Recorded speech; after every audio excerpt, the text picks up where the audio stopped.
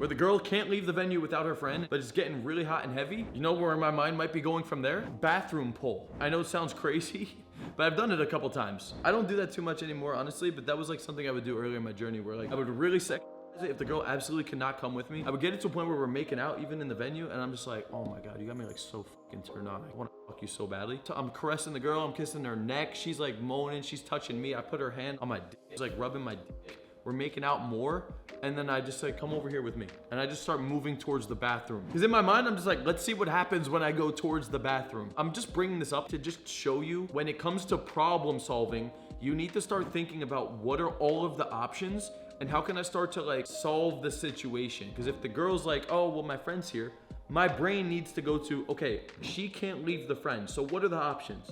The options is her and the friend come with me. Her and the friend go with me to their place. Me and the target send the friend home in an Uber, or I drive both of them home and we drop off the friend, and then the girl comes with me. Like, those are pretty much the options. Or I find somebody else for the friend, and then the four of us go hang out somewhere. Those are like pretty much the options. Or there's a bigger after party going on that I could bring both of them to, and then from there I could figure out the next step. Or I could just get me, the girl, and the friend. This is a less direct path. I could get the three of us to go to another venue, or I could get us to just walk down the street, maybe to grab food, or I just get them into my car and just tell them I'm gonna drive them home. Even if there's nothing else and they're like, no, we're really just gonna go home. If my car's there, I might be like, cool, like I'll take you guys home, I don't mind. Why? Because I still have an opportunity to make something happen now at that next phase. If I get us all into the car and we're all driving home, well, I'm closer to making something happen now. It's still not guaranteed anything will happen, but maybe we all get in the car, we start driving, maybe I stop for food, we eat the food, I connect with both of them, we get to the place, and now I'm like, cool, I'll just come in for like 10 minutes, we'll eat the food, and then I'll dip. Or I'll just come in and grab a drink, maybe I gotta take a piss. Or I'll come in just for a little bit to hang out, and then I'm going home. The girl might just be like, I don't want you sleeping over. Okay, cool, like I'll just drive you guys home. It's not a big deal. And then when I drop them off, I'm like, cool, I'll just come in and chill for a little bit. Before you know it, it's the end of the night and I'm in the apartment and the friend's passed out on the couch. Now something could go down, but you don't know until you just try to like problem solve and move it forward a little bit. Because I've had all of those instances happen. I've even had the instance happen where I met the girl. She was with a group of her employees. She was the boss. I vibed with her really well. It was going good. And then I was trying to pull and she was like, I can't leave this. Like, these are my employees. I was like, what? You run this? She's like, yeah, I'm the manager. It's my birthday. It was her 30th birthday and she was the manager. And I was only like 28 at the time. She was clearly the hottest one out of everybody too. It kind of like made sense. She was like this alpha, like hot girl that was like the manager. It was cool. I asked her, I was like, what's going on? She said, we have this Airbnb not too far from here. Then we're all staying there and it's my birthday. So the girl was at this venue with her employees. Now I knew the vibe was on between the two of us, but we hadn't even kissed or anything. I could just tell that the attraction was very high, and she was giving me a very like hot girl blasé attitude. Some of these girls, like if they've been hot their whole life, like they don't give you much, but you can still feel that there's like this attraction there. And the way you get some of these girls is like you don't display that much intent, you don't kiss them, you don't try to kiss them. Instead, you hold really good sexual tension and you tease and challenge and push away. And that's pretty much what I was doing at the venue. There was like one or two instances where I escalated slightly further, but it wasn't sexual. And I even started flirting in the negative with these girls. We danced and we got really close and I was like, don't even dare look at my fucking lips again. Your whole team is right here. She gave me a little bit of a look. There was a little tension. I was like, you're the manager. I know it's your birthday, but like, you gotta be the big girl tonight, right? Stop. And she blushed and looked away. That was like as far as it went in public, but I knew it was going good.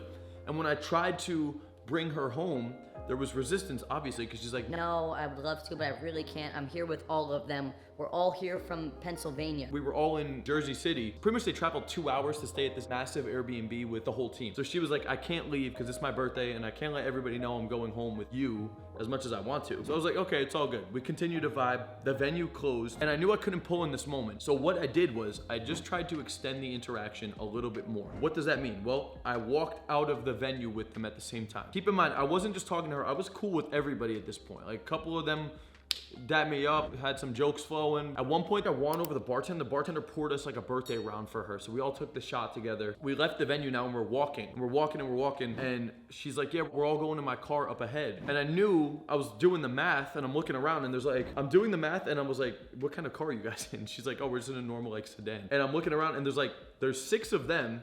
I'm the 7th dude. And it's like a normal like Toyota Corolla.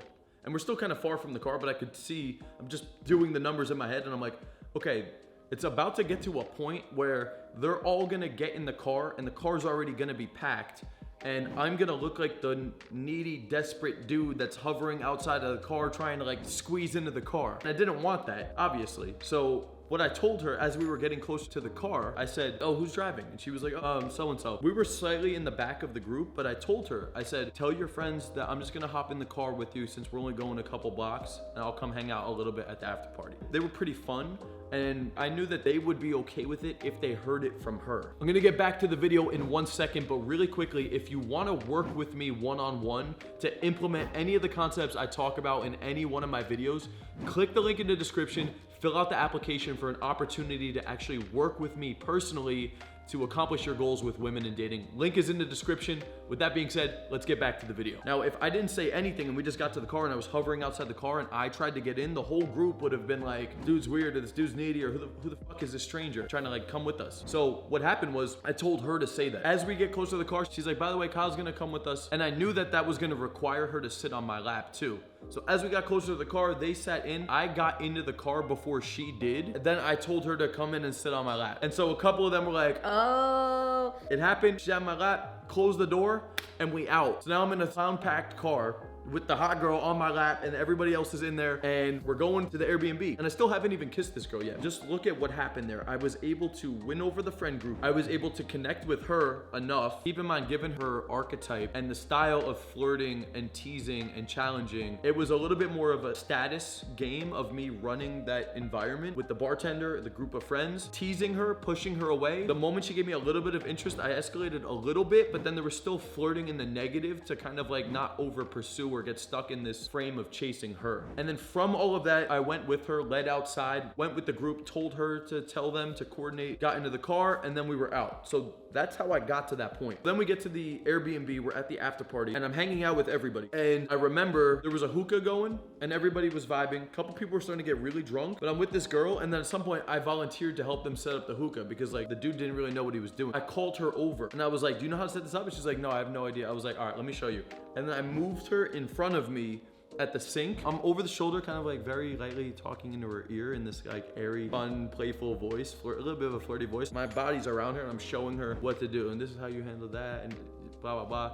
Wait, what? No, don't do that. What are you doing?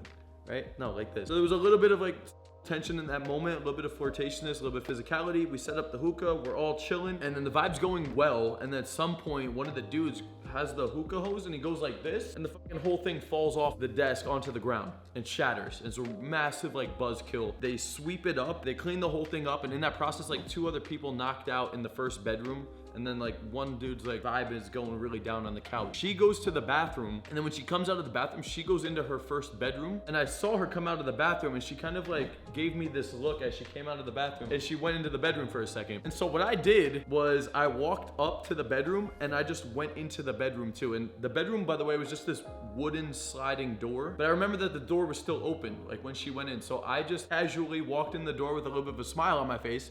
And as I walked in, I said, what's up? And then I grabbed the slider. And while I was just holding eye contact with her, in like a very slow, confident way, I just kind of like closed the door behind me as she's just looking at me. And she has this little smirk on her face like, you fucking smooth motherfucker. And then we talked a little bit. I got a little bit closer to her, and literally her room was just a bed. And we ended up just like making out. The first kiss was the makeout, which went straight to the bed, which went straight into the escalation. And then we ended up having sex. I spent the night. And there's a lot of key takeaways from this. The biggest ones is the way that I ran the interaction, the status that was built up in the environment without being too direct or over pursuing the girl, especially given this girl's status in her group and just her archetype in general, as well as the way that I flirted with her. There was just a couple different moments of physicality. It was mainly teasing and playfulness and pushing away, as well as like 2 different instances of flirting in the negative. I noticed it worked really good on that girl. Leaving the venue with them, thinking several steps ahead as we're leaving the venue about what's gonna happen when we get to the car. Like, this is the shit you guys need to be thinking about when you're going for a pull or when you're running an interaction with the group. You gotta be thinking like, okay, the venue's closing in 30 minutes, or we're gonna be leaving here, or if I stay in this spot for too long, like what's gonna happen? You gotta start thinking ahead with this shit. I hope you guys enjoyed this video. If you're interested in implementing any of the concepts taught in this video, I have a brand new coaching program where you can actually work with me one-on-one. I'm going to analyze your communication, your pickup skills, your game, and can assess where you're at, point out your blind spots, your sticking points, show you the step-by-step process as well to take you from where you're at right now to accomplishing your goals with women and dating. Click the link in the description, fill out that application, pick out a day and a time for that consultation call, and I'll be talking to you guys soon. Until next time, Coach Kyle signing out. Peace out, guys.